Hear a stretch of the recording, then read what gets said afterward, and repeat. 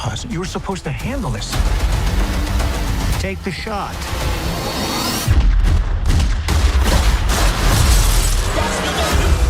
This guy was hunting me. Now I'm hunting him. We gotta get you out. Clock's ticking.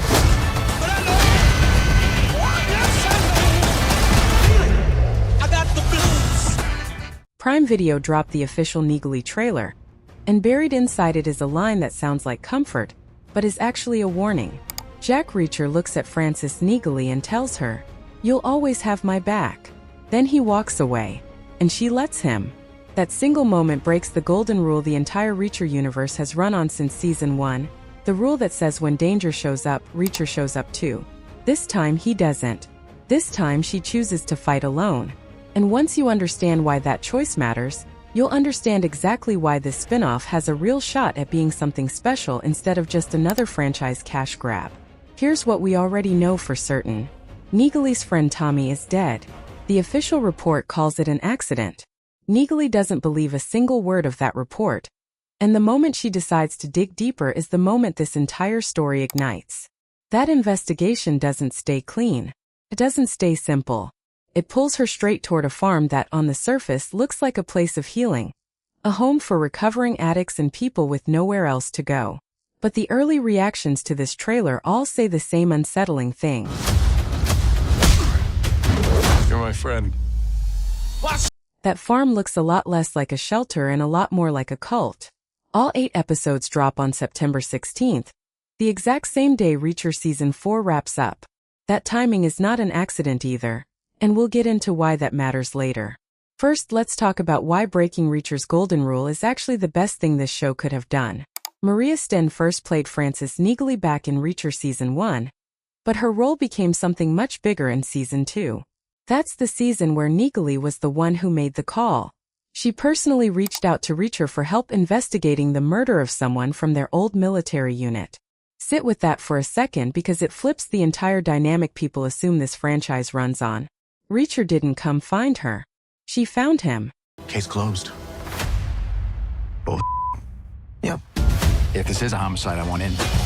I work alone. You're not a cop. She ran point. She pulled him into her investigation because she needed his particular set of skills for one specific job, not because she couldn't handle the case on her own. That's the groundwork this entire spin-off is built on top of. Neagley isn't a side character being handed a show because she's popular. She's a character who has already demonstrated, inside the story itself, that she can run an investigation from start to finish without anyone else steering the wheel. Now the show is simply giving her the full season to prove it all over again, this time with nobody else in the driver's seat at all. This is Neagley. I'm a PI. We need to talk about the L stop at Wells. My friend Tommy was killed on the tracks. Before we go deeper into the plot, it helps to understand exactly who Frances Neagley is, because the trailer is building everything on top of this foundation. She's a private investigator based in Chicago, and before that, she served in the Army's 110th Special Investigations Unit as Reacher's protégé. That word matters. Protégé doesn't mean sidekick. It means she trained under him, learned the same instincts, developed the same sharp read on people and situations, and came out the other side as her own investigator with her own methods. This isn't a civilian stumbling into danger she's unprepared for. This is someone who has spent years building a career out of cases that involve real serious threats. The trailer makes that abundantly clear right away. There's action. There's Neagley throwing down when a case demands it, holding her own even without Reacher's size and raw physical force working in her favor. She compensates with speed, precision, and the kind of tactical thinking that comes from actual military training, not movie instinct. PI. You want to learn how to do this work? Look closely. You know I am a trained investigator. Not trained like me. It's worth pausing on that Season 2 callback one more time, because it explains something the trailer is clearly counting on the audience already knowing. When Neagley called Reacher in during that earlier investigation, it wasn't out of desperation. It was a tactical decision. She needed a specific skill set for a specific situation, the same way any experienced investigator brings in a specialist when a case demands it. That's a very different image than a rookie needing rescue. It's the image of a professional making a smart call. Carrying that detail into this new season completely changes how audiences should read the moment Reacher walks away after telling her she'll always have his back. He's not abandoning someone who can't handle herself. He's stepping back because he already knows she doesn't need him standing over her shoulder for this one. That's not distance. That's trust, and it's built entirely on things she's already proven, not things the show is asking us to take on faith. Now let's get into the actual engine driving this season forward, because this is where the show stops being a simple case of the weak formula and starts becoming something much heavier. Neagley learns that Tommy, someone close to her from her past, has died. The official explanation is an accident. She doesn't accept it for a second, and that refusal to take the easy answer is what kicks the entire investigation into motion. On paper, that's a familiar setup. A detective refuses to believe the convenient explanation and starts pulling threads nobody else wants pulled. We've seen that structure 100 times before. But it's where those threads lead that makes this genuinely unsettling instead of predictable. The trail takes Neagley straight to a farm. On the surface, it's presented as a place of second chances, somewhere that employs recovering addicts and people without homes, giving them work and a roof and a sense of purpose. Running the whole operation is a charismatic figure, and according to early reactions to the trailer, there's something deeply wrong about the way he holds power over the people there. It doesn't take long before that word starts circling around the trailer's early impressions. Cult. Think about what that setting actually does to the tone of this entire story. This isn't corporate greed hiding behind a boardroom. This isn't a straightforward criminal operation with clear villains and clear motives. This is something far more disturbing, because it's built entirely around exploiting people who are already vulnerable. People who are already struggling to survive. People who are already easy to manipulate because they have nowhere else to turn. And here's the part that makes it even colder. These are people who are already unlikely to have anyone asking questions if they suddenly disappear. Nobody's looking for them. Nobody's checking in. That's not an accident in how this kind of place operates. That's the entire design. That premise alone would be enough to carry a solid thriller. But Maria Sten has revealed something that pushes this story into far more personal territory. She described the show's driving idea directly, saying it's about standing up for people who can't stand up for themselves. If that sounds familiar, it should, because that's the exact same core value Jack Reacher has operated on for his entire journey across this franchise. Neagley isn't just inheriting his skills. She's inheriting his moral compass, and she's aiming it at a target that hits even closer to home than anything Reacher himself has faced. But Sten went further than that. She confirmed that a huge part of this season is about trauma. As Neagley digs into what actually happened to Tommy, she's simultaneously uncovering something about her own past. Let that sink in for a moment because it completely reframes everything you thought this show was going to be. This isn't simply a question of who killed my friend. It becomes a much heavier question. What am I going to learn about myself while I search for the answer? That's not a typical mystery structure. That's a character being forced to confront her own buried history while chasing down someone else's killer. And those two threads are clearly designed to collide by the time this season ends. Let's address the part everyone watching this trailer is wondering about. How much does Reacher actually show up? Alan Ritchson returns as a guest star, not a co-lead, and that distinction matters enormously for how this show is structured. He appears in the trailer helping Neagley take out a handful of men who cross her.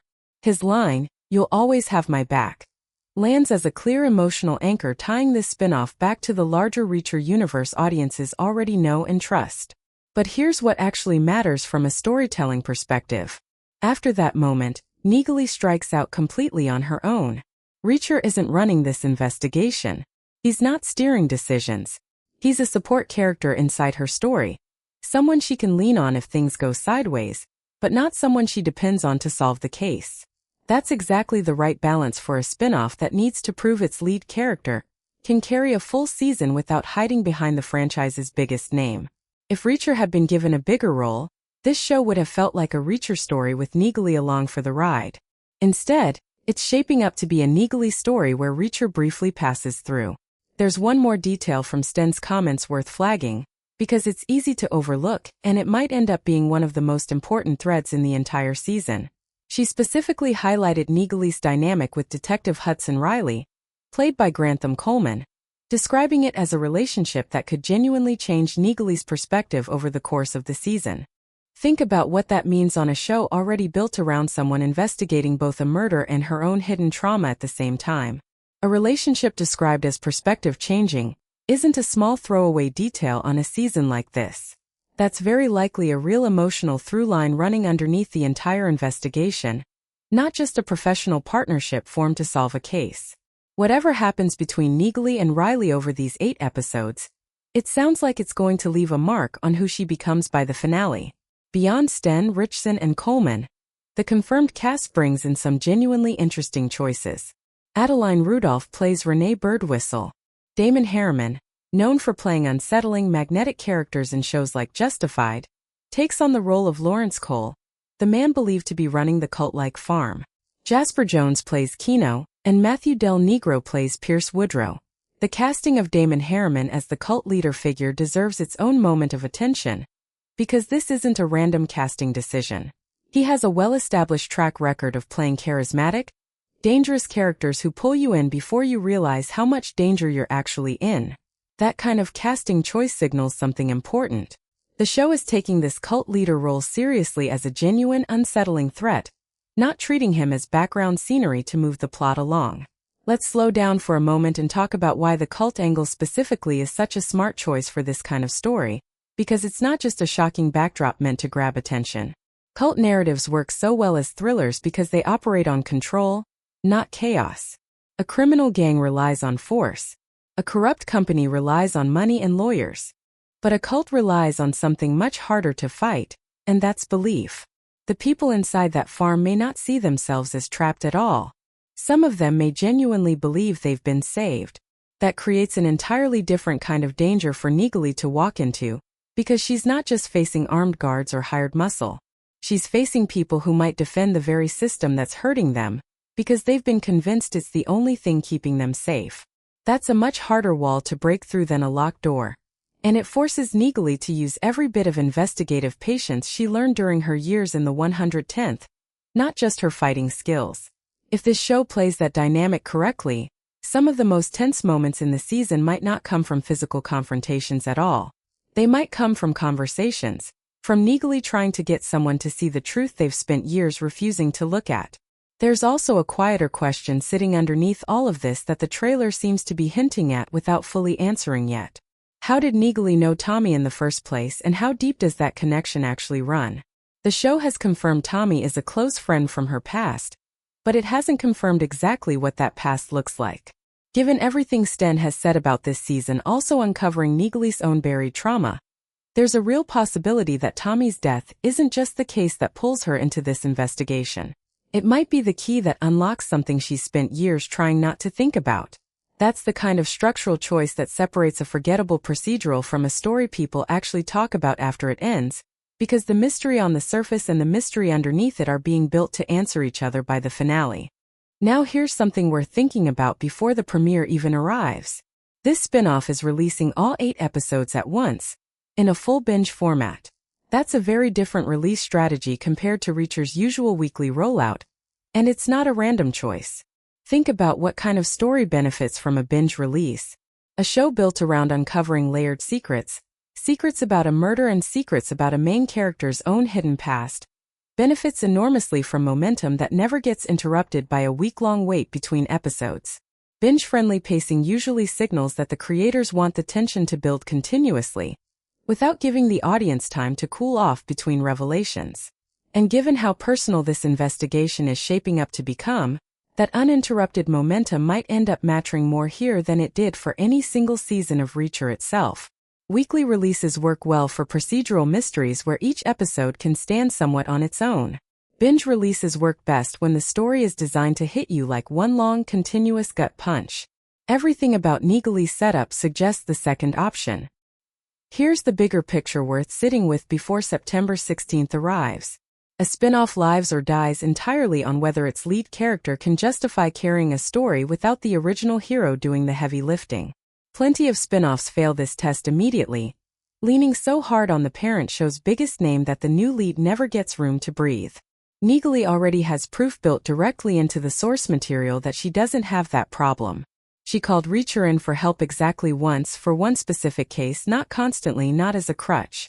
She spent years as a fully capable, independent investigator in her own right before this show ever gave her a spotlight of her own. Pairing that already established independence with a genuinely personal trauma mystery gives this show a real chance to become something more than just the Reacher spin-off people expected.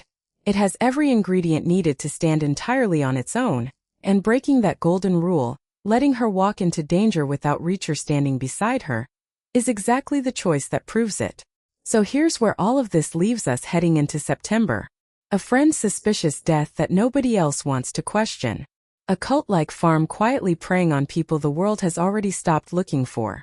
A main character forced to dig into her own buried past while chasing someone else's killer. A relationship that might change everything about how she sees herself by the time the season ends. And Jack Reacher stepping back just far enough to let Neagley prove, once and for all, that she never actually needed him to carry the story. Neagley premieres September 16th on Prime Video. All 8 episodes dropping at once, the very same day Reacher Season 4 comes to a close. The moment this show drops, the full breakdown of everything that actually happens is coming right here. Don't miss that one.